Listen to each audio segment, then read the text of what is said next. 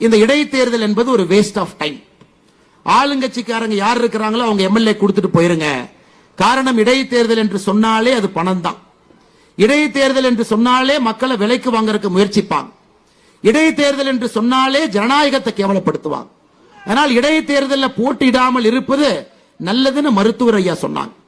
ஆனா இன்னைக்கு மருத்துவர் ஐயா 14 ஆண்டுகள் கழித்து களத்துக்கு வர வேண்டிய காரணம் என்ன? காரணம், ஒரு ஆட்சி எப்படி இருக்கக்கூடாது என்பதற்கு உதாரணமாக ஒரு ஆட்சி இங்கே நடந்து கொண்டிருக்கிறது.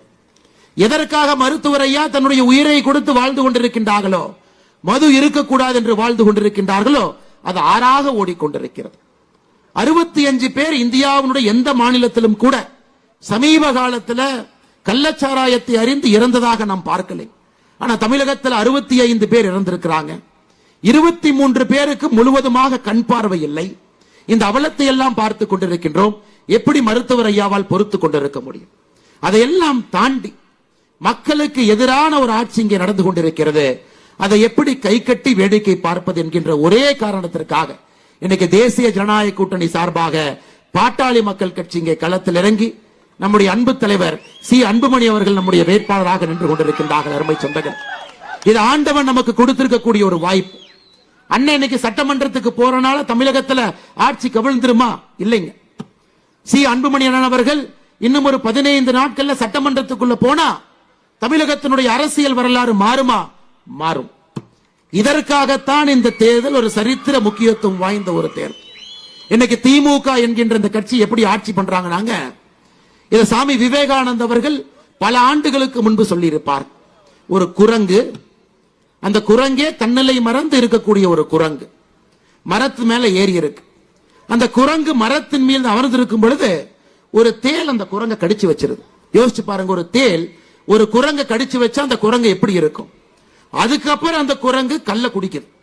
சோ தேளால் கடிப்பட்ட ஒரு குரங்கு கல்லை குடித்து விட்டு வீதிக்கு வந்தால் எப்படி இருக்குமோ அதுதான் என்று திராவிட முன்னேற்ற கழகத்தினுடைய ஆட்சி.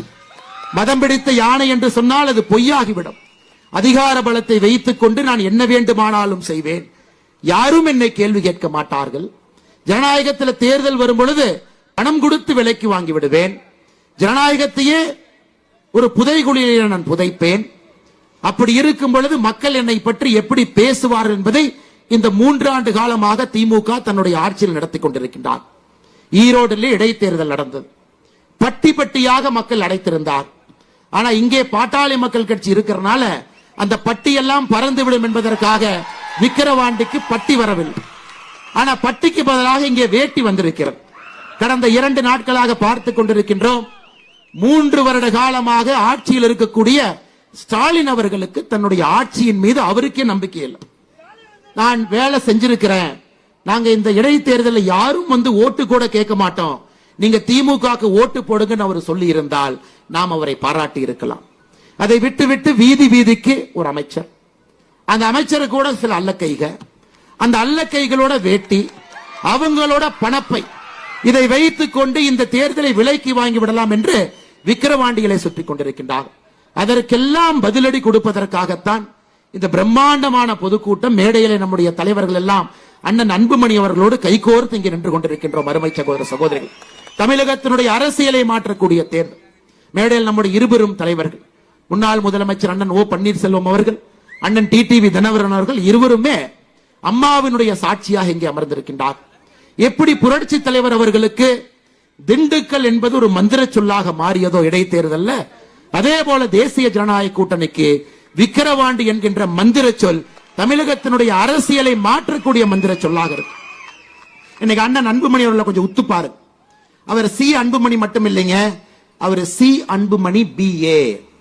இன்னைக்கு தமிழ்நாட்டில் BAனா என்னன்னு தெரியும். அண்ணன் RS பாரதி அவர்கள் சொன்னாங்க, நாய் கூட BA படிக்குமா? பாத்தீங்க, கேட்டீங்களா?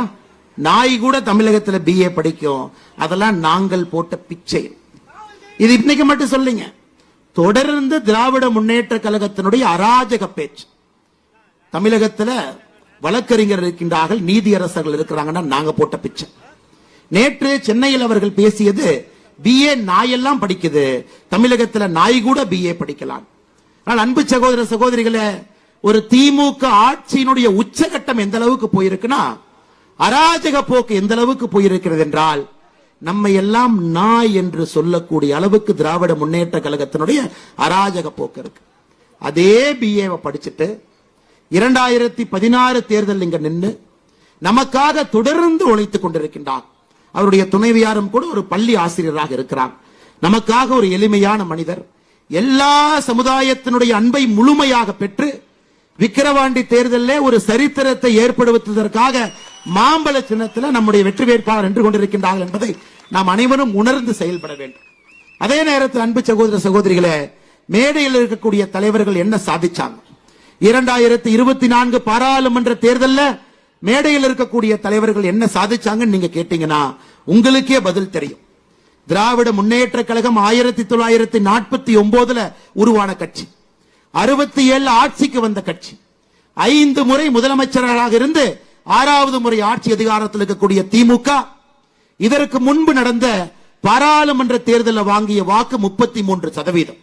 இங்க இருக்கக்கூடிய தலைவர்கள் எல்லாம் சேர்ந்து பணபலம், படைபலம், அதிகார பலம் இருக்கக்கூடிய திமுகவினுடைய வாக்கு வங்கிய 33%இலிருந்து இந்த தேர்தலில் 27% கொண்டு வந்திருக்கின்றார். இது சாதாரண அரசியல் நிகழ்வு இல்லைங்க. அரசியலை உன்னிப்பாக கவனிக்கக்கூடிய எல்லோருக்கும் தெரியும் நம்முடைய வெற்றிக்கு கிடைத்திருக்கக்கூடிய முதல் வெற்றி மணி இது.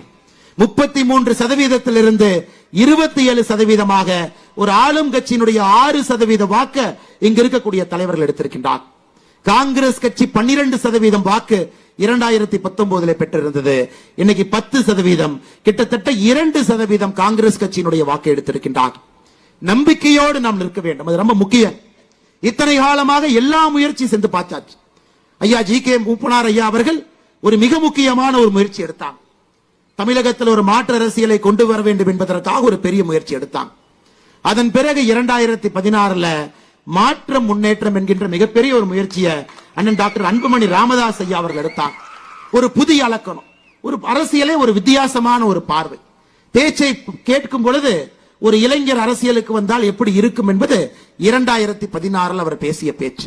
இன்னைக்கு 2024 மறுபடியும் இந்த தலைவர்கள் அனுபவம் இருக்குங்க, அனுபவம் இருக்கு. அதிகாரத்தில் அமர்ந்தவர்கள் இருக்கிறாங்களா? இருக்கிறாங்க. நேர்மையாக பணியாற்றல் இருக்கின்றார்களா? எல்லோரும் அமர்ந்திருக்கின்றார்கள். இளமையும் வீரியம் இருக்கா? இந்த கூட்டணியில் இருக்கு. ஒரு புதிய பார்வை இருக்குங்களா? இருக்கு.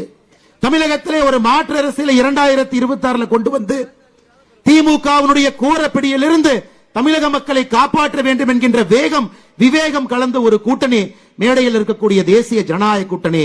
அதற்கு சாட்சியாக இருக்கக்கூடிய தலைவர்கள் அமர்ந்திருக்கின்றார்கள். அன்பு சொந்தங்களே, அதனால் நீங்கள் இந்த முறை ஒரு பெரிய மனதோடு, இன்னைக்கு பாருங்க, இந்த கூட்டமே வரும்பொழுது எந்த அளவுக்கு இந்த மைதானத்துக்குள்ள மக்கள் இருக்கின்றார்களோ, உண்மையை சொல்ல வேண்டும் என்றால் இதை விட 4 மடங்கு வெளியே நின்று கொண்டிருக்கின்றார். உண்மையை சொல்ல வேண்டும் என்றால் 4 விட. இன்னைக்கு காலையிலிருந்து திமுக காரன் ஒரு ஊருக்கு போய் 500 ரூபாய் கொடுத்துட்டு இருக்கான். அந்த கூட்டத்துக்கு மட்டும் போகாம நீங்க வீட்டில் இருந்தா 500 ரூபாய் என்று பரிசு. அதையெல்லாம் தாண்டி இங்கே வந்தவர்கள் நீங்க. மாற்றம் வந்தே ஆக வேண்டும் என்று வந்தவர்கள் நீங்க. நிச்சயமாக இந்த விக்கிரவாண்டி இடைத்தேர்தல் 25 ஆண்டுகள் கழித்து தமிழகத்தினுடைய அரசியல் வரலாற்றை எழுதும் பொழுது மாற்றத்திற்கு வித்திட்ட தேர்தலாக இந்த விக்கிரவாண்டி இருக்கும் என்பதற்கு சாட்சியாக நீங்கள் வந்திருக்கின்றீர்கள். அன்பு சொந்தங்களே, நமக்கு 45,000 கோடி வருமானம் கொடுக்கக்கூடிய டாஸ்மார்க் வேண்டாம் என்றால் அண்ணன் சி அன்புமணி அவர்கள் வெற்றி பெற வேண்டும். கஞ்சாவினுடைய புழக்கத்திலிருந்து தமிழகத்தை காப்பாற்ற வேண்டும் என்றால் அண்ணன் சி அன்புமணி அவர்கள் மாம்பழ சின்னத்திலே வெற்றி பெற வேண்டும்.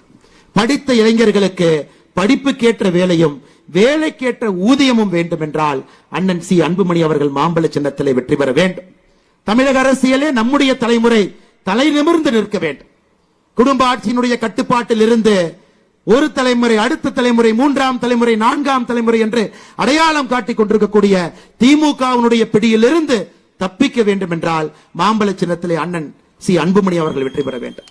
அதையெல்லாம் தாண்டி பாட்டாளி மக்களுடைய குரல் சட்டமன்றத்திலே கேட்க வேண்டும் என்றால் சி அன்புமணி அவர்கள் மாம்பழம் சின்னத்திலே வெற்றி பெற வேண்டும். அருமை சொந்தங்களே, நாம் எல்லோரும் பாட்டாளிகள் தான். நாம் எல்லோருடைய சின்னமும் மாம்பழம் தான். நாம் எல்லோரும் டாக்டர் ஐயாவுடைய புதல்வர்கள் தான். நாம் எல்லோரும் டாக்டர் ஜி.கே. மூப்பனார் ஐயாவுடைய புதல்வர்கள் தான். நாம் எல்லோரும் பாரத பிரதமர், உலகம் போற்றக்கூடிய தலைவர் நரேந்திர மோடி ஐயாவுடைய பாதையிலே பயணிக்கக்கூடிய தொண்டர்கள் தான். அன்பு சகோதர சகோதரிகளே, அற்புதமான வாய்ப்பு நம் கண் முன்னால் இருக்கிறது. அற்புதமான வாய்ப்பு. தேர்தலில் நிச்சயமாக வெற்றி பெற முடியும் என்கின்ற நம்பிக்கையில் என்று கொண்டிருக்கின்றோம். இன்னைக்கு புரட்சி தலைவி அம்மாவை பத்தி பேசினாங்க. அடிக்கடி அவர்கள் பயன்படுத்தக்கூடிய வார்த்தை திமுக என்றால் தீய சக்தி என்கின்ற வார்த்தையை பயன்படுத்துவாங்க. ஆனால் புரட்சி தலைவி அம்மாவுடைய தொண்டர்கள் எப்படி தேசிய ஜனநாயக கூட்டணியுடைய வேட்பாளரை எப்படிங்க கைவிடுவாங்க? தீய சக்தியை ஒழித்து கட்ட வேண்டும் என்றால் உண்மை தொண்டர்கள் மாம்பழம் சின்னத்திற்கு அண்ணன் சி அன்புமணி அவர்களுக்கு தான் வாக்களிக்க போறாங்க. அதுல எந்த மாற்று கருத்தும் இல்லை அருமை சொந்தங்களே. அதனால் மறுபடியும் உங்களிடம் நான் வேண்டி விரும்பி கேட்டுக்கொள்கின்றேன். ஒரு அற்புதமான அரசியல் களத்திலே தேசிய ஜனநாயக கூட்டணி அற்புதமாக உருவாகின்ற கொண்டிருக்கிறது. பாரத பிரதமர் நரேந்திர மோடி அவர்கள் சொன்னது போல தமிழகத்தில் தேசிய ஜனநாயக கூட்டணியினுடைய குடும்பம் பெரிய குடும்பம், பெரிய குடும்பம். உண்மையான ஜனநாயகம், உண்மையான ஜனநாயகம். 2026 ஒரு கூட்டணி ஆட்சி எப்படி இருக்கும் என்பதற்கு இலக்கணம் இங்கு இருக்கக்கூடிய தலைவர்கள். இங்க இருக்கக்கூடிய தலைவர்கள் யாரையும் துதிப்பாடுவதற்கான தலைவர்கள் இல்ல. இன்னைக்கு பாருங்க, திமுகவுடைய கூட்டணியை பாருங்க, காங்கிரஸ் கட்சி துதிப்பாடும். அங்க இருக்கக்கூடிய எல்லா தலைவர்களும் துதிப்பாடுவார். இங்க இருக்கக்கூடிய எல்லா கட்சிகளும் தனித்தன்மை வாய்ந்த கட்சிகள்.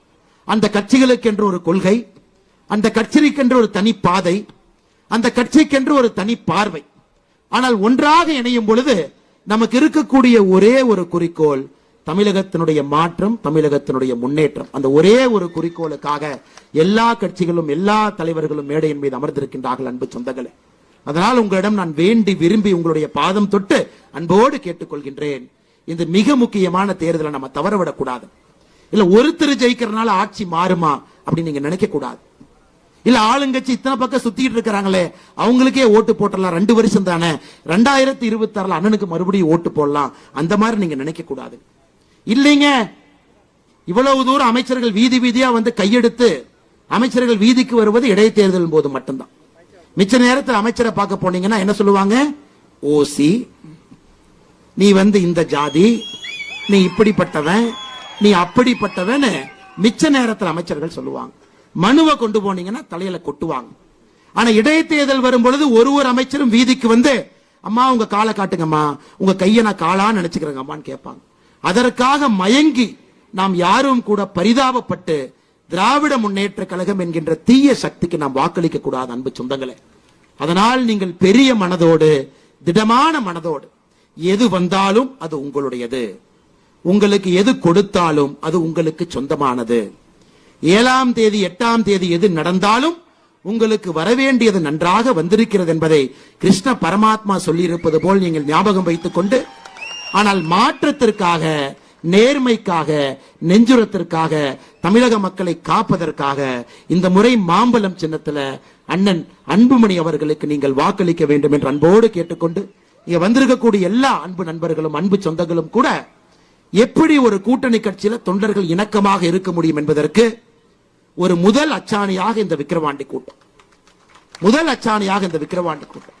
நமக்குள்ள சின்ன சின்ன சங்கடங்கள் இருந்தாலும், இதற்கு முந்தைய தேர்தலில் நாம் வேறு வேறு அணியிலே பணியாற்றி இருந்தாலும் கூட இந்த முறை நாம் இணைந்திருப்பது தமிழக மக்களுக்காக. தீய சக்தி திமுகவினுடைய பிடியிலிருந்து தமிழக மக்களை காப்பாற்ற வேண்டும் என்பதற்காக நாம் இணைந்திருக்கின்றோம். ஆனால் நம்முடைய அன்பு தொண்டர்கள் இணக்கமாக, இன்னும் வேகமாக, இன்னும் வீரியமாக ஒரு பெரிய இலக்கோடு 2026 தமிழகத்தினுடைய அரசியல் வரலாற்றில் முதலாக கூட்டணி ஆட்சி வரப்போகிறது. எல்லோருடைய குரலும் கோட்டையிலே கேட்க போகிறது. எல்லோருடைய தொண்டர்களுக்கும் தமிழகத்தில் மதிப்பும் மரியாதையும் வரப்போகிறது. வேகம், விவேகம், மாற்றம் இருக்கக்கூடிய அந்த தலைவர்கள் நம்மை வழிநடத்த போகின்றார்கள் என்பதற்கு அச்சாணியாக, முன்னோடியாக விக்கிரவாண்டி தேர்தலில் மாம்பழம் சின்னத்திற்கு நீங்கள் வாக்களித்து அண்ணன் அன்புமணி அவர்களை நீங்கள் வெற்றி பெற செய்ய வேண்டும் என்று மறுபடியும் உங்களிடம் வேண்டி விரும்பி கேட்டு, எனக்கு வாய்ப்பு கொடுத்த பாக்காட்டி மக்கள் கட்சியினுடைய அன்பு தலைவர்கள் மேடையின் மீது இருக்கின்றார்கள், அவர்களுக்கும் நன்றி சொல்லி, என்னுடைய அன்பு தொண்டர்கள் இங்கே இருக்கின்றார்கள், அவர்களுக்கும் இந்த நேரத்தில் நன்றி சொல்லி, கடுமையாக நீங்கள் உழைக்க வேண்டும் என்பதை மறுபடியும் உங்களுக்கு வலியுறுத்தி என்னுடைய பேச்சை முடித்துக் கொள்கின்றேன். நன்றி, வணக்கம். பாரத் மாதா கி ஜெய்.